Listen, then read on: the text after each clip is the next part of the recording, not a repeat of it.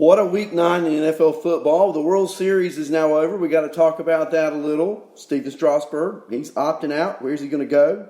He may go west, young man. You never know what might happen with all these free agents. Good morning, everybody. This is Arnie, and welcome to Arnie's Fantasy World of Sports. As we know, this is normally Lenny's 9 o'clock slot, but Lenny is traveling. He's on the West Coast, coming back home is my understanding. I'm glad that I can fill in for you this morning, Lenny. Hope you and Andrea have a safe trip today. Good morning to Doug Boyle and George and thousands of others who may be listening across iHeartRadio and multiple podcasting services. We got a lot to talk about today. Let's talk about Steven Strasburg. Can we do that? World Series, MVP, and let's go back to predictions for World Series real quick. We won't stay on that long, but I did tell you Nationals would win, and they did. And there's a big reason why, heart. These guys, they get behind and they fall back. And Houston, great team, no doubt, and a great series. And boy, if we could have a 7-game series like this every year, baseball would be the beneficiary of that, would it not? But Strasburg now, he is out of Washington. He has opted out. I'm surprised, frankly. I thought he was going to use that as a bargaining chip to stay with the Nats. But now that he's opted out, the Nationals are expected to make a push to bring him back. He's a free agent. He can go anywhere. Where's he from? He's from San Diego. And so San Diego, last year they went after Manny Machado. Year before last, they went after and got Eric Hosmer to play first base. Could it be 3 for 3? Read an article by Kevin Assi of the San Diego Union Tribune. And multiple people in the organization have indicated they will make a run for Mr. Strasburg. No specifics were given, but now this adds to the mix. Now we've got 2 legitimate aces in the free agent market for pitching. Good morning, George. Let's get into this. And Kevin Hastings, good morning, my friend. Where's Cole going to go? Where now will Strasburg go? You don't often have 2 aces. The Yankees, as you know, over the weekend, they reworked Aroldis Chapman's contract. He's back in the Bronx for at least 1 more year. Joel Sherman estimated Chapman's $48 million salary over the next 3 seasons will cost roughly $17.5 million towards the luxury tax. Adding that figure to the Yankees' signed already players and a handful of non-arbitrary eligible players, Sherman estimated in the New York Post that the Yankees will be right up against the $208 million threshold. That's a 20% penalty on all overages for first-time offenders. The Yankees haven't gone over that before. That means the Yankees would have roughly $20 million to spend this year in the offseason before triggering a second penalty. So do they go after Derek Cole? And it boils down to this. I don't know what the Yankees are going to do. Aloha to you, Kevin Hastings, in the chat room. I don't know what the Yankees are going to do. They would be, I think, wise, a return on their investment. Yeah, they may have to pay some luxury tax, fines, fees, whatever you want to call it. And DK Lush, good morning to you, my friend. But when you think about the money they'll make back if they win a championship, how many T-shirts do people buy? How many hats do people buy? How many whatever do people buy? A lot. Especially if it's Yankees. Go somewhere in the United States, find me a town, small community, big city, find me a place where there aren't Yankee fans. Now there are also Yankee haters, of course, but there are Yankee fans everywhere. Case in point right here talking to you. To me, for the Yankees to get to the next level. Now we know the last 2 out of 3 seasons, they've made the playoffs, they've gotten to the ALCS, but they've not gotten any farther. They've not gotten to the World Series. The first decade that's just passed that they didn't make the World Series. And so I got to believe the Yankees are going to be in on at least one of these pitchers. I don't see them really going for 2 because of the luxury tax situation. But there you go. Now, the Nats, they world champs. Rendon a free agent. What a hitter. Strasburg a free agent. Strasburg opting out, of course. And now you've got, what are you going to do with Rendon? Well, last season the Nats come up and they sign Patrick Corbin, and they add him to the fold. They're not ruling out bringing back Strasburg. And so now you have to look at what do they do with the salary potential signing of Rendon. Last year they let Harper walk. The Nats have Scherzer signed for 2 more years, Corbin for 5. So if it comes down between Rendon and Strasburg, I see them going for Rendon. I think Rendon is their priority. I think he's probably cheaper too. So let's keep an eye on what the Nats do with their situation. Okay? How about another free agent? Not in the same discussion, of course, as, say, Strasburg or Cole, but then there's Zach Wheeler, late of the New York Mets. He's in probably what I'd say the next tier of free agent starters, probably in the same tier with Madison Bumgarner. Chat room, what do you think? Chris Gallo, good morning. DK Luce, good morning. Donkey Okie, good morning. Doug Boyle, George, and Kevin Hastings. It just looks like, to me, Zach Wheeler could be a bargain. He's got all this great potential, but I don't know. What is it about Zach Wheeler? Just, he'll throw a great game. He doesn't throw a great game. Now, one thing for sure, he has shown the ability to pitch in a big market. Of course, he's in New York. Now, I know they are the offshoot of the Yankees, whatever you want to call it. The Yankees are the prime ticket, and they're the opening act, so to speak. But still, he's pitched in New York. He can pitch in big parks. Now, the Mets over in Flushing, that is certainly a pitcher's park.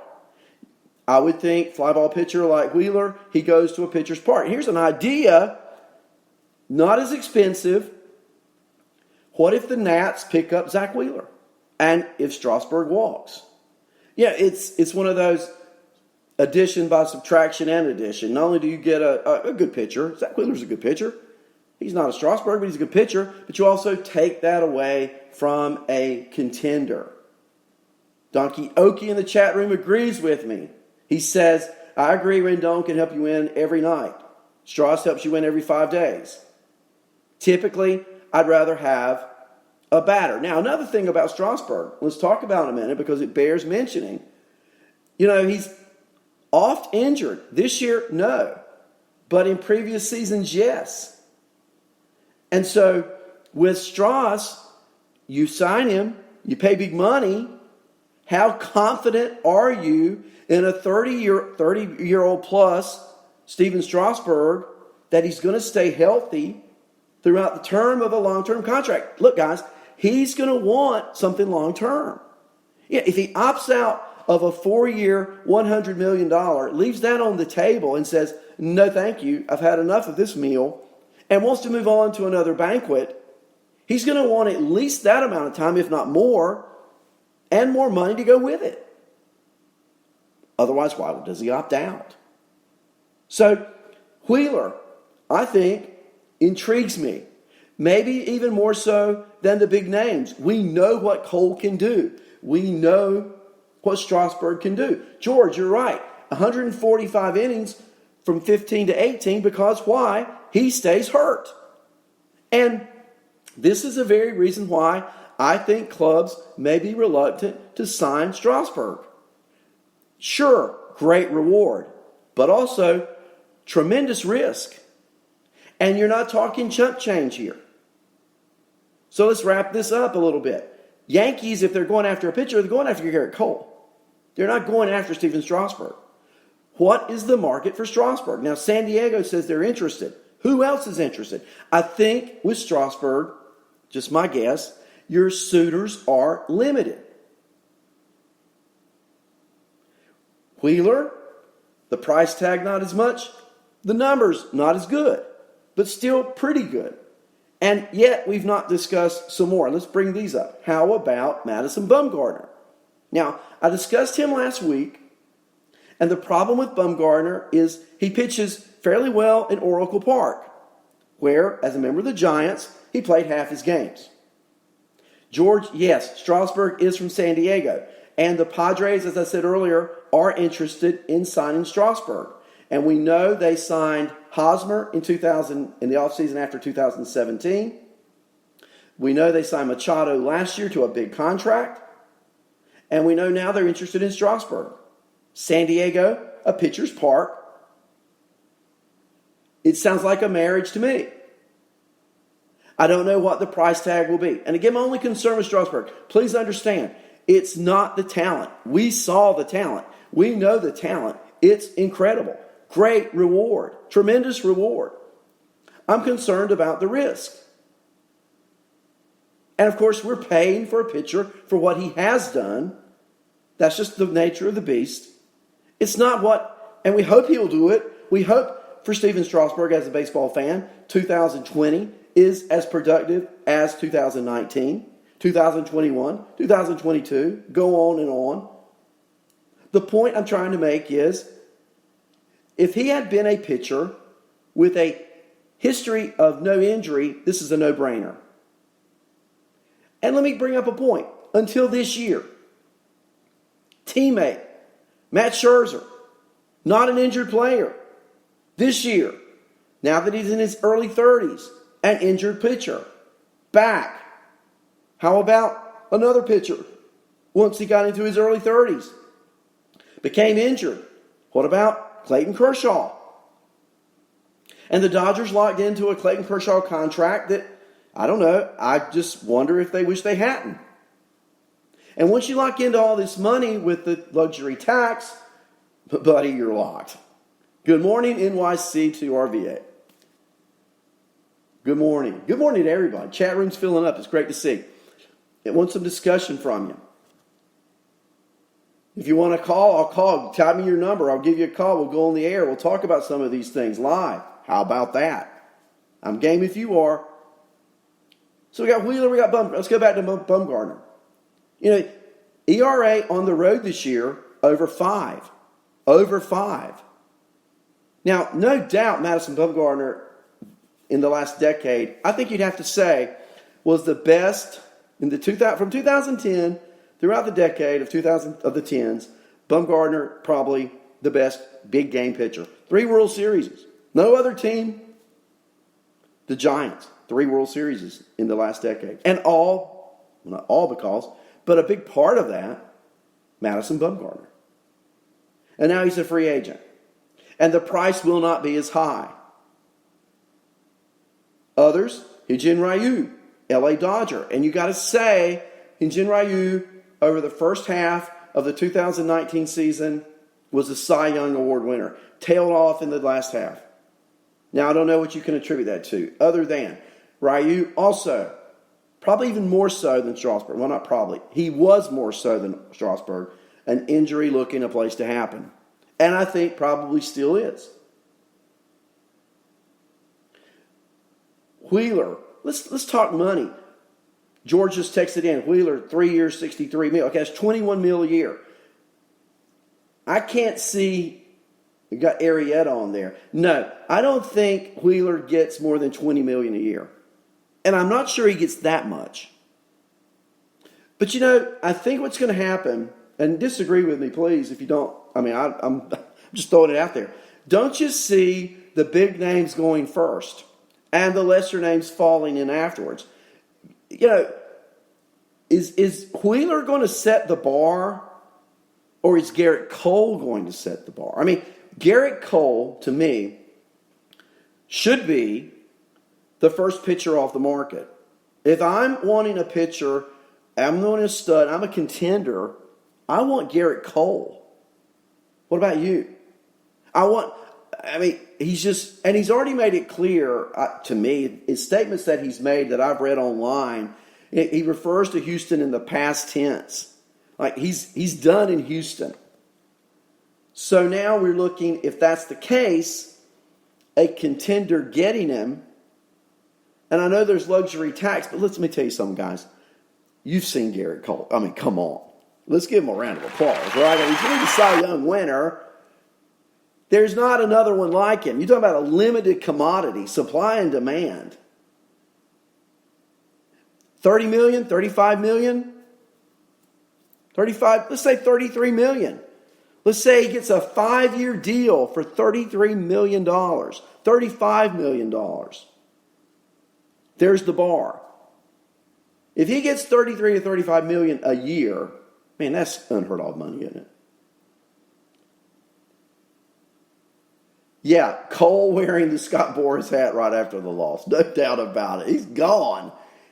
And the Yankees are the Reds. I mean, I know it's all luxury tax, but look, that's the kind of pitcher you sort of, so what about a luxury tax? I'm going to sign Garrett Cole. So you sign Garrett Cole for $33, $35 million, and now we talk Wheeler. And now we talk Strasburg. And now we talk Bumgarner, Ryu, Keuchel, Odorizzi even. I mean, now, Odorizzi, where'd that come from? Odorizzi's a free agent. He gives you innings. But I think you have to set that price tag. Would the Dodgers want Garrett Cole? Southern California boy, New York Yankee fan. I think it's a big market team that gets Garrett Cole. He's a star. Stars go to big markets. And I don't know all the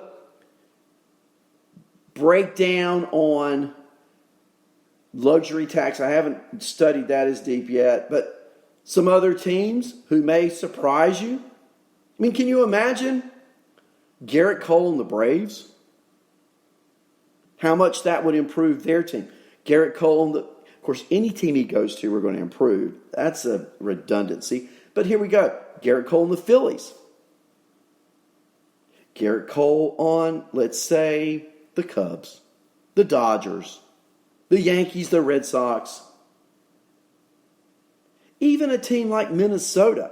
You take a team like Minnesota with the bats they have. A stud pitcher like that. That's what was missing this year for Minnesota. I know they're not a big market, and I just said they need to go to a big market. And the salary will be the challenge. So if we just look big markets, Cubs, Dodgers, Yankees, Red Sox. But the Braves to me are a sneaky one. Now, they're not in the business of signing free agents. But again, Cole is not your regular free agent. The question in the chat room is, will the Yankees get Cole or Strasburg? To me, that's a no-brainer. The Yankees try to get Cole. You're going to spend upwards of $30 million, close to that either way. You get the known quantity. You get the Garrett Cole. Another reason you do that, you take it away from what Houston had, add it to what you had. I mean, just this year, take this for example. What if the Yankees had Cole this year and the Astros had not? Who makes the World Series?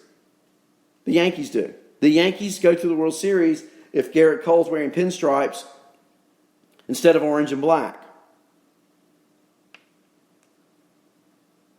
That's me. That's where I see it. Let's change our focus for a moment. What about free agent outfielders? Who's out there? Well, it looks like last year you had a group of Harper and Michael Brantley and a lesser degree A.J. Pollock, and then who lost to the season with an injury, Andrew McCutchen. Pretty good free agents, This year, you've got free agents Marcell Ozuna, Nicholas Castellanos, and boy, it drops after that. Yasiel Puig, Avisail Garcia, you see where I'm going? J.D. Martinez can opt out. He's got 3 years on a $62.5 million contract.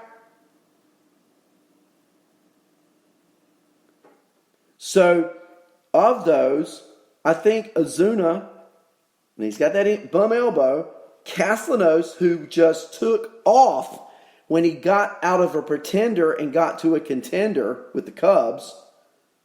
Not a great defensive player, probably more of an American League play outfield some, play DH some, but he really shined for the Cubs. Come on.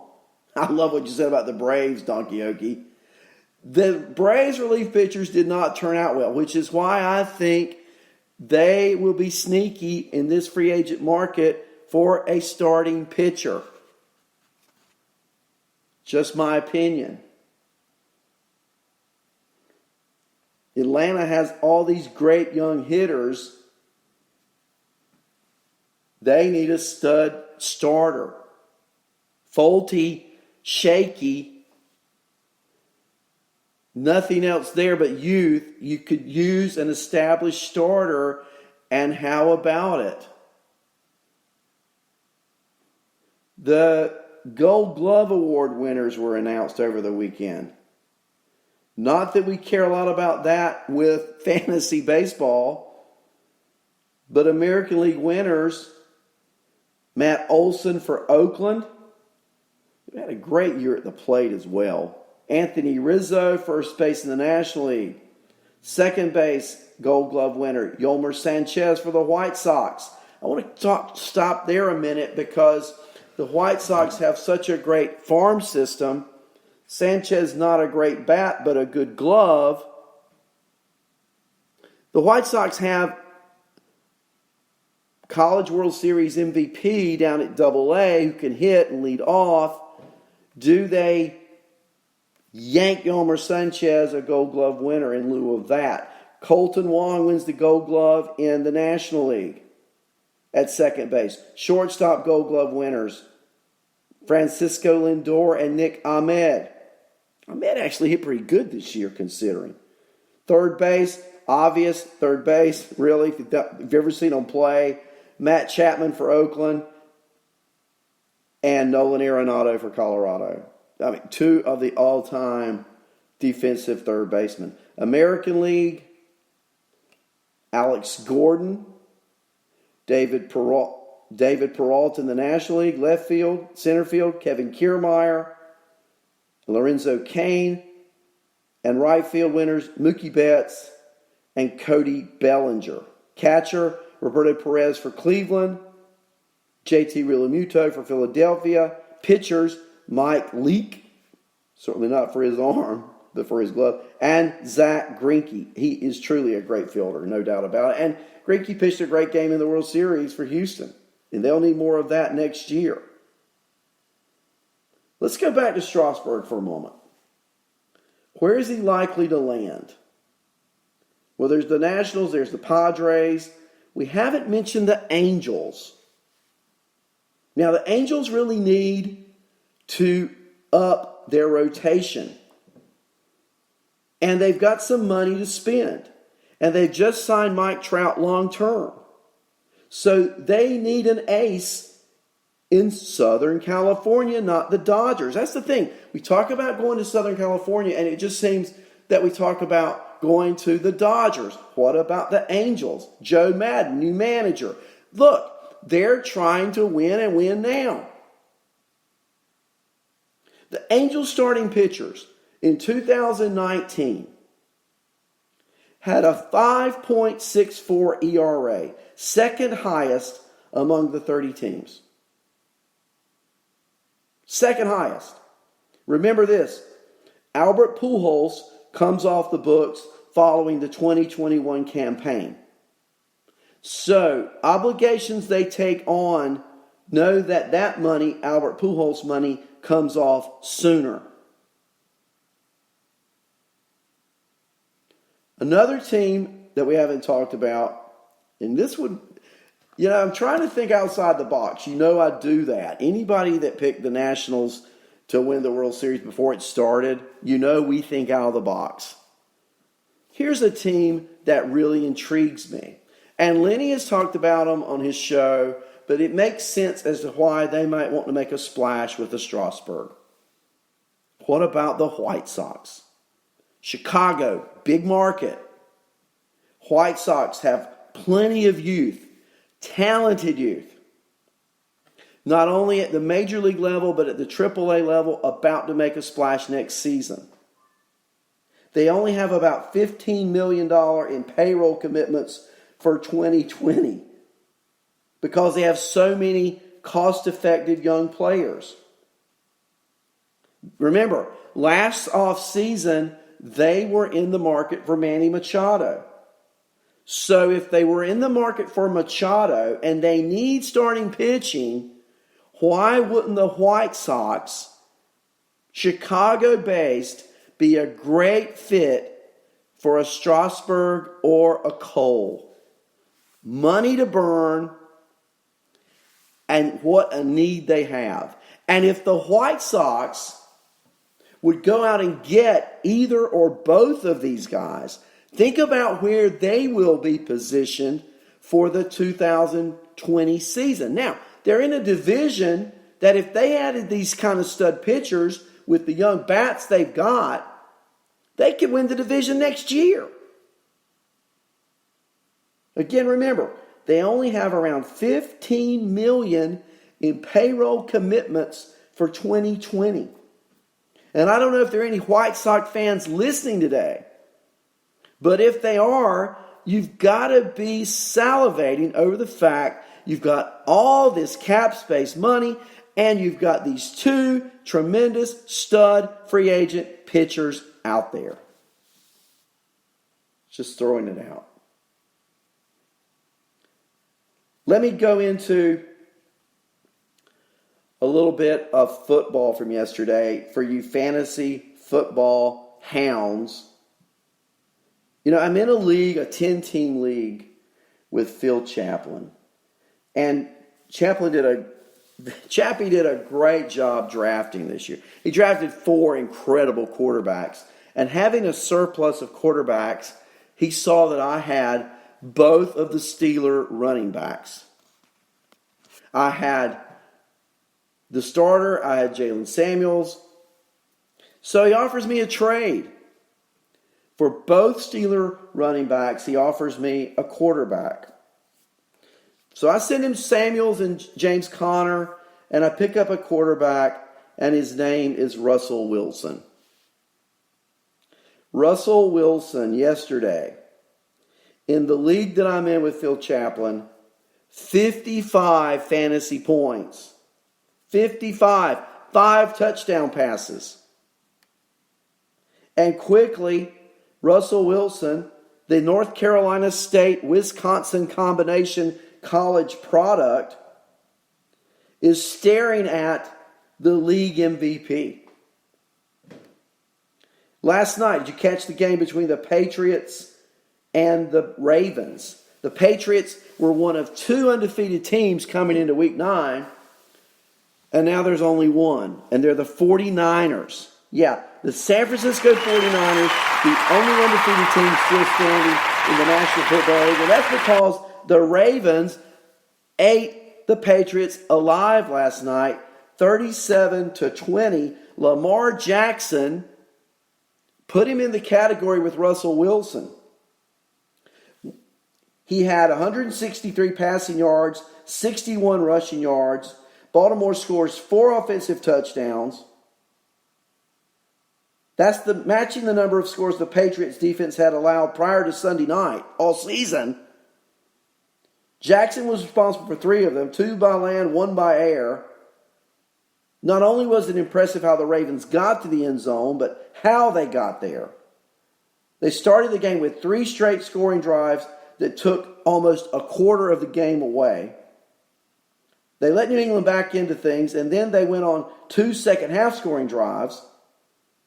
A Brady interception sandwiched in between them, and those 2 marches lasted 17 more minutes. 12 first downs, and Baltimore scored twice. So they're a ball control team. They eat up clock, and they just evermore wore out the Patriots, ending their undefeated season. This Seahawk game yesterday with Tampa Bay, overtime. It had everything. Russell Wilson, 29 of 43, 378 yards, 5 touchdowns, had his 4th game-winning drive of the season.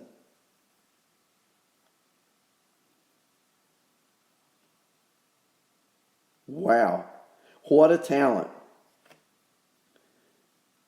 Seattle just found a way. Tampa played a great game. I'll tell you another game yesterday. The Raiders and the Lions. Did you guys catch that one? what a game. And the Raiders, I mean, they have really surprised a lot of people. Not me, because I'm a Raider fan. I'm a Raider truther. The Raiders are pretty good. I wish they were in the NFC North. We beat the Packers. We beat the Lions. And for the first time since week 2, Oakland was home. Yeah, that's right. Week 9 now. Last home game was week 2. They went back and forth for the whole time. The Raiders scored last. Derek Carr, 289 yards, 2 touchdowns. Matthew Stafford, 406 yards, 3 touchdowns. But a strange play at the end of the game. The Lions are inside the 10-yard line. Detroit just disintegrates. But Stafford scrambles for 4 yards, sacked for 10, then found third-string tight end Logan Thomas in the middle of the field. Called a pass with 8 seconds to go, and inexplicably John Gruden calls timeout. The Lions were out of timeouts. And so with 8 seconds to go from the Oakland 8, Detroit has the ball. They can score. From the Oakland 1. Offensive coordinator Darrell Bevell called a weak side play-action boot, hoping Stafford to find Thomas or Jesse James in the end zone. But the Raiders applied a lot of pressure. Stafford lobbed off an off-balance prayer to Thomas. Dropped.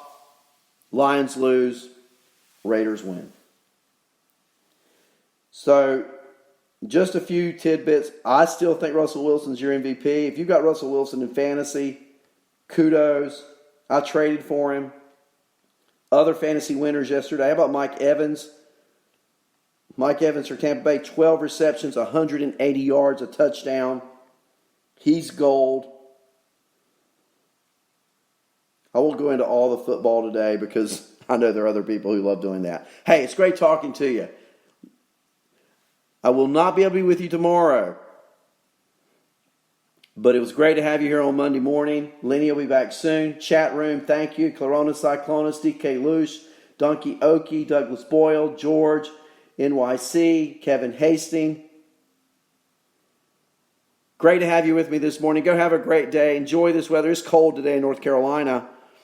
I'm going to warm it up soon, I promise you.